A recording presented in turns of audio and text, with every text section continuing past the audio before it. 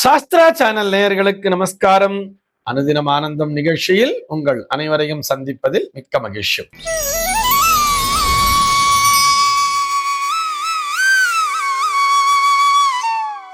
இன்று 10/2/2026 இந்த நாள் குறித்து பஞ்சாங்கம் என்ன சொல்றதுன்னு பார்க்கலாம் வாங்கோ. இன்றைய தினம் விஸ்வாவசு வருடம் தை மாதம் 27ஆம் தேதி செவ்வாய்க்கிழமை.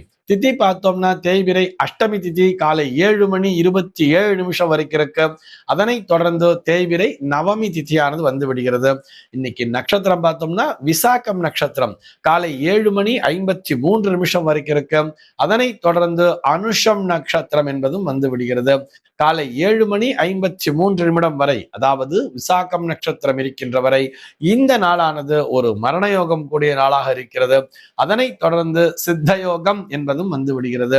இது போக பஞ்சாங்கத்திலே வரக்கூடிய யோகம் அப்படின்னு சொல்லி பார்த்தோம்னா இன்றைக்கு துருவம் அப்படிங்கிற ஒரு நாம யோகத்தை கொடுத்திருக்கா.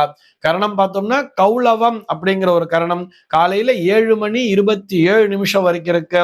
அதனை தொடர்ந்து தைத்தில்லம் அப்படிங்கிற ஒரு கரணமானது வந்து விடுகிறது. இந்த நாளானது ஒரு கீழ்நோக்கு நாளாக அமைந்திருக்கிறது. இன்னைக்கு என்ன ஸ்பெஷல் அப்படின்னு சொல்லி பார்த்தோம்னா இன்றைய தினம் பஞ்சாங்கத்திலே அன்வஷ்டகா அப்படிங்கிறத கொடுத்திருப்பார். ஒரு வருடத்திலே 96 நாட்கள் முன்னோர் வழிபாட்டிற்குரிய நாட்களாக வரும்.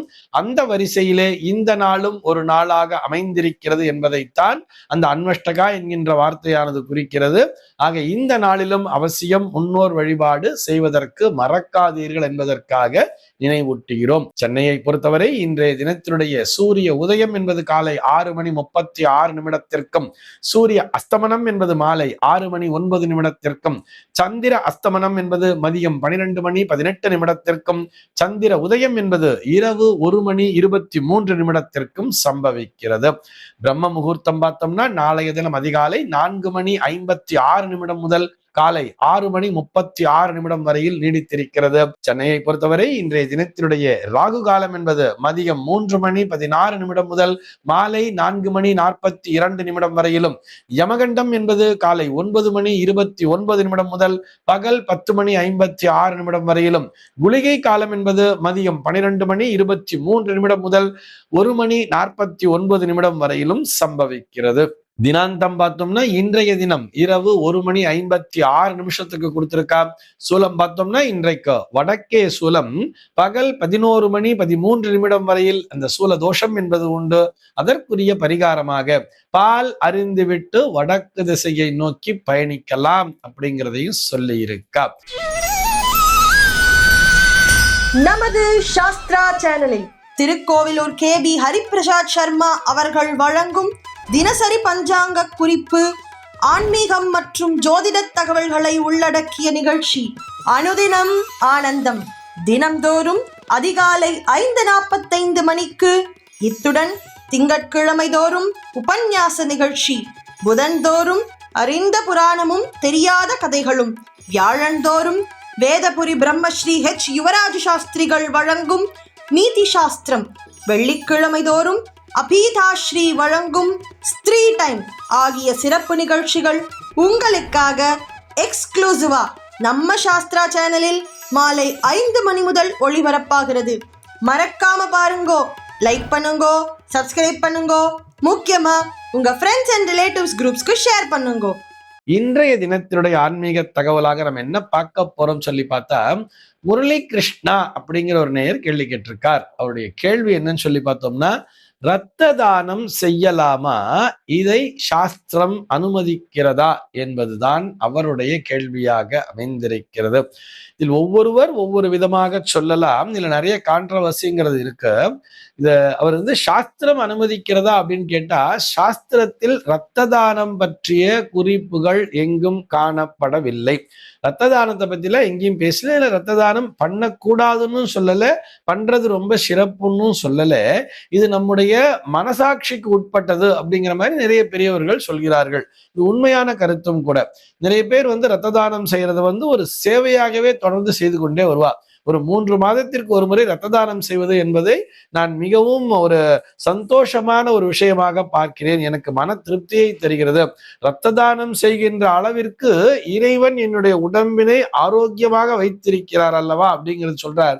என்னுடைய நண்பர் ஒருவர் தொடர்ந்து இது மாதிரி பண்ணிட்டே இருப்பார். இது எல்லாவற்றையும் விட சொல்லக்கூடிய விஷயம் என்ன தெரியுமா? நிறைய கேன்சர் பேஷண்ட்ஸ், நிறைய குழந்தைகள்லாம் அந்த மாதிரிலாம் பாதிக்கப்பட்டிருக்கா. அவர்களுக்கெல்லாம் இந்த இரத்த தானம் செய்வது என்பது மிகவும் உதவியாக அமைகிறது அப்படின்னு சொல்றார்.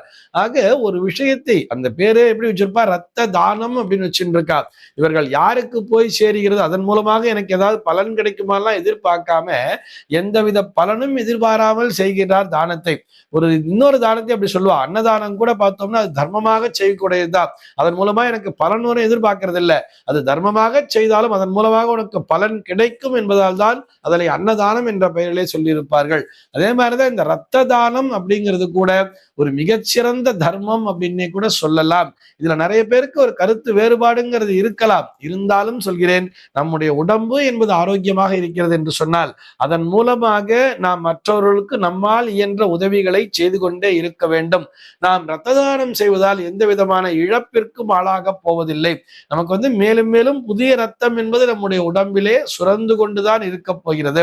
இதையும் மருத்துவர்கள் வலியுறுத்தி சொல்லியிருப்பார்கள். நீங்க ஒரு ஆரோக்கியமான மனிதர், நீங்க இரத்த தானம் பண்றீங்கன்னு சொன்னா நீங்க மறுபடியும் உங்களுடைய உடம்புல ஒரு புதிய ரத்தம் என்பது பாய்ச்சப்படுகிறது அப்படிங்கிற மாதிரி சொல்லியிருப்பார். ஆக இரத்த தானத்தினை செய்யலாம். அதே மாதிரி இன்னும் ஒரு சில பேர் இந்த உறுப்பு தானத்தினை சாஸ்திரம் ஏற்றுக்கொள்கிறதா அப்படிங்கிற மாதிரியும் கேட்பா. உறுப்பு தானத்தினை சாஸ்திரம் ஏற்றுக்கொள்ளவில்லை அப்படிங்கிறது ஒரு விஷயம். இருந்தாலும் இதை நான் எப்படி பார்க்கிறேன் என்று சொன்னால் இதையும் பிராக்டிக்கலாக தான் அணுக வேண்டியதாக இருக்கிறது. ஒருவர் உறுப்பு தானம் செய்யும் பொழுது ஒருவருடைய உறுப்பானது மற்றவருடைய உடம்பிலே சென்று அது அமர்ந்து அது தன்னுடைய பணியினை செய்கிறதுன்னு சொன்னா அதற்கு இறைவனினுடைய அருள் இல்லாமல் நிச்சயமாக செய்ய முடியாது தானே. இப்படி யோசிப்போமே. அதாவது ஒருவர் மூளைச்சாவு அடைந்து விட்டார் அப்படிங்கிற மாதிரி இருக்குது. அவருடைய இதய மாற்று அறுவை சிகிச்சை எல்லாம் பண்றா. சாதாரண விஷயமா? இதயம் இயங்குவது நின்று விட்டால் அந்த மனிதன் உயிரிழந்து போகிறான் அப்படிங்கிற மாதிரி கூட எடுத்துக்கலாம். ஆனால் மூளைச்சாவு அடைந்த நபரினுடைய அந்த கண்களை தான், உறுப்புகள்லாம் தானே எடுக்கிறா, கண்தானம் பண்றா. அதே மாதிரி லிவர்ல இருந்து எல்லாத்தையுமே டிரான்ஸ்பிளான்டேஷன் எல்லாம் பண்றா. இதயம்ங்கிறது எவ்வளவு சிக்கலான விஷயம். அந்த இதயம் ஏதோ ஒரு ஊரிலிருந்து விமானத்தின் மூலமாக வேகமாக இன்னொரு ஊருக்கு வருகிறது. அந்த ஊர்ல அந்த விமான நிலையத்திலிருந்து அந்த ஆஸ்பத்திரி வரைக்கும் டிராபிக் எல்லாம் கிளியர் பண்ணி எல்லாத்தையும் ஸ்டாப் பண்ணி வைக்கிறா. அந்த ஆம்புலன்ஸ் டிரைவர் பார்த்தோம்னா தன்னுடைய உயிரை பணயம் வைத்து வண்டியை ஓட்டுறார். அவ்வளவு வேகமாக கொண்டு போய் டக்குன்னு இந்த நேரத்துக்குள்ளாக அந்த இதயத்தை மற்றவருடைய உடம்பிலே பொருத்துகிறார்கள். அவர் சக்சஸ்ஃபுல்லா உயிரிழந்து வருகிறார் அப்படின்னு சொன்னா அங்கே இறைவனினுடைய அருள் இல்லாமல் நடக்குமா? யோசிச்சு பார்க்கணும் தானே. ஒரு சின்ன தடை வந்தாலும் கூட அந்த விமானத்திலே ஏதாவது கோளாறு என்பது நேர்ந்தால் விமானம் புறப்படுவதிலே தாமதம் ஆகிடும். இறங்குற இடத்துல வெதர் சரியா இருக்கணும். வெதர் சரியா இல்லைன்னா விமானம் மேலேயே வட்டம் அடிச்சுக்கிட்டே இருக்கும். கரெக்டா இறங்கி இதெல்லாம் போக அங்க இறங்கின பிற்பாடு அந்த விமான நிலையத்திலிருந்து அந்த மருத்துவமனை வரை அந்த ஆம்புலன்ஸ் டிரைவர் ஆக்சிடென்ட் இல்லாம வண்டியை வேகமா ஓட்டிட்டு வரணும். என்னதான் டிராபிக் கிளியர் பண்ணா கூட பிரேக் ஃபெயிலியர் இல்லாம ஒரு அழகா வண்டியை ஓட்டிட்டு கொண்டு வந்து நிறுத்தி அவசர அவசரமா இங்க இருக்கக்கூடிய அந்த மருத்துவம் செய்யக்கூடிய மருத்துவருக்கும் உடல்நிலை என்பது நன்றாக இருக்க வேண்டும்.